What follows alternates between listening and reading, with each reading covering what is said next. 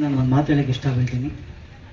ಏನೋ ಆ ಮಾತಂದರೆ ನನ್ನ ಸಂಘಟನೆಗೆ ನಾನು ಚಿಕ್ಕ ಹುಡುಗ ಹಾಗೆ ಇದ್ದರೂ ನನಗೊಂದು ಕನ್ನಡ ಸಂಘಟನೆ ಕಟ್ಟಬೇಕಂದ್ರೆ ನನಗೆ ತುಂಬ ಒಂದು ಗುರಿ ಇದೆ. ನನಗೆ ಆ ಗುರಿಗೆ ಒಂದ್ಸತಿ ನಾನು ಹೋಗ್ಬಿಟ್ಟು ನಮ್ಮ ಅಣ್ಣ ಹತ್ರ ಒಂದು ಮಾತು ಹೇಳಿ, ಅಣ್ಣ ನಾನು ಕನ್ನಡ ಪರ ಸಂಘಟನೆಗಾಗಿ ಹೋರಾಟ ಮಾಡಬೇಕು ಅಂತ.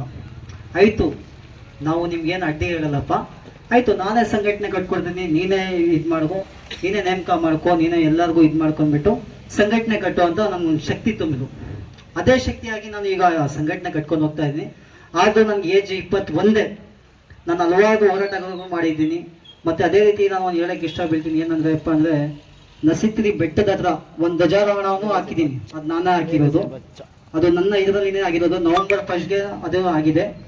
ಮತ್ತು ಇದೇ ಥರ ನಾನು ಒಂದು ಯುವಕರಲ್ಲಿ ಒಂದು ಮನವಿ ಮಾಡ್ತೀನಿ.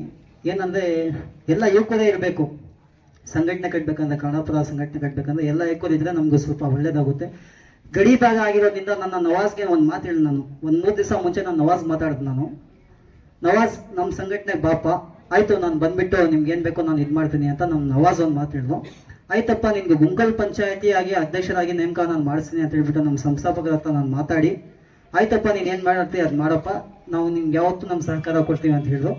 ಹಂಗಾಗಿ ನಾನು ಇದೇ ಗಡಿ ಭಾಗ ಆಗಿರೋದ್ರಿಂದ, ಬೈಪಲ್ಲಿ ಗಡಿ ಭಾಗ ಆಗಿರೋದ್ರಿಂದ ಇಲ್ಲೇ ನಾನು ಸಂಘಟನೆ ಉದ್ಘಾಟನೆ ಮಾಡಿಬಿಟ್ಟು ಇಲ್ಲಿ ಒಂದು ನೇಮ ಪತ್ರಿಕೆ ಒಂದು ಇದು ಮಾಡೋಣ ಅಂತ ಹೇಳ್ಬಿಟ್ಟು ನಾನು ಇಲ್ಲಿ ನವಾಜ್ಗೆ ಇದು ಮಾಡ್ತಾ ಇದ್ದೀನಿ. ಮತ್ತು ಅದೇ ಥರ ಮುಬಾರಕ್ ಅವ್ರಿಗೂ ನಾನು ಮಾತಾಡಿದ್ನು. ಮುಬಾರಕ್ ನವಾಜ್ ಇಬ್ಬರು ಸೇರ್ಕೊಂಡ್ಬಿಟ್ಟು ಇಲ್ಲಿ ಒಂದು ಕಾರ್ಯಕ್ರಮ ಯೋಜನೆ ಮಾಡಿದ್ದಾರೆ.